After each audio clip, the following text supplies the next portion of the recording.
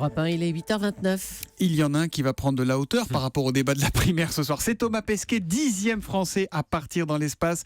Bonjour Raphaël Antoven. Bonjour Thomas. Thomas Pesquet, 38 ans, qui va s'envoler de Baïkonour en direction donc de la Station Spatiale Internationale. Et oui, il s'envole et tout le monde l'envie. Ah oui, c'est difficile de ne pas envier quelqu'un qui se trouve à une telle distance de nos petites préoccupations terrestres. Oui, bien sûr, mais enfin 450 km, vous savez Thomas, c'est pas grand-chose. Il suffit de traverser l'Atlantique, la Sibérie ou peut-être même le Sahara pour être 10 fois plus loin de toute zone habitée. Oui, mais c'est du ciel, si j'ose dire, que Thomas Pesquet part. Voilà, Ouais. la vue n'est pas la même. Vous avez raison. Mais voyez comme on change.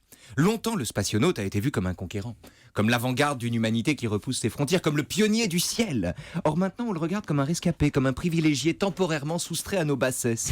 Celui qu'on voyait comme un champion, on le regarde comme un sage. Est-ce qu'on a raison de le faire ? En quoi est-il plus sage que nous, Thomas Pesquet ? La question, c'est plutôt que nous enseigne le fait de contempler de telles immensités. Que voit-on quand on regarde ça ? Et cette question-là, c'est pas Thomas Pesquet, mais c'est Blaise Pascal qui l'explore. Pourtant, il n'était pas spationaute. Bon, alors que dit Pascal ? Le fini, écoutez Pascal, le fini s'anéantit en présence de l'infini et devient un pur néant. En contemplant de si haut, c'est-à-dire de tout près, comme on se rend à l'opéra, le mouvement des planètes, le spationaute assiste à ce que l'esprit humain est seulement capable d'entrevoir. L'homme est immense aux yeux de l'infime et dérisoire aux yeux de l'infini. Car enfin, ajoute Pascal, qu'est-ce que l'homme dans la nature ? Un néant à l'égard de l'infini, un tout à l'égard du néant, un milieu entre rien et tout.